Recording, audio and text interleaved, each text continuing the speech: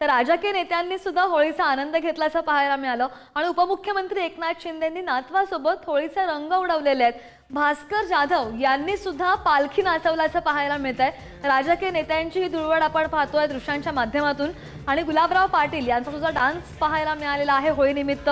दुसरीकडे केंद्रीय राज्यमंत्री मुरलीधर मोहोळ यांनी सुद्धा सकाळी जाऊन होळी साजरी केली, होळीचा आनंद घेतला।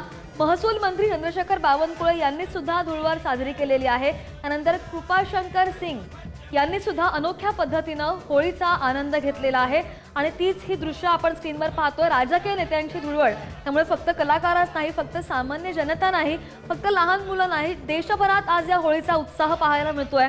कोकणामध्ये जर आपण पाहिलं तर कोकणामध्ये सुद्धा पारंपरिक पद्धतीने रूढी आणि परंपरा वारसा अजूनही चालवत, त्याच रूढी आणि परंपरा अजूनही वारसा त्यांचा चालवत ही होळी आणि शिमगोत्सव मोठ्या प्रमाणामध्ये आपल्याला पाहायला मिळतोय।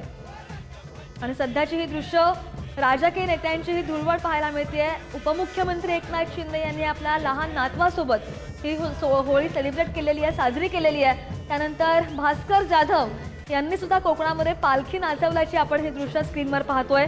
इकडे पाणी मंत्री गुलाबराव पाटील यांचा सुद्धा डान्स पाहायला मिळतोय। मुरलीधर मोहोळ यांची होळी, बावनकुळे यांची धुळवड, त्यानंतर कृपाशंकर सिंग यांची सुद्धा होळी।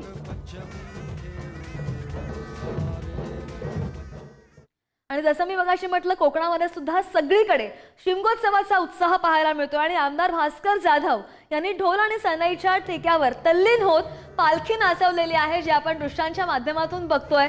आणि तीच ही दृश्य सध्याची कोकणामध्ये सगळीकडे शिमगोत्सवाचा उत्साह आहे।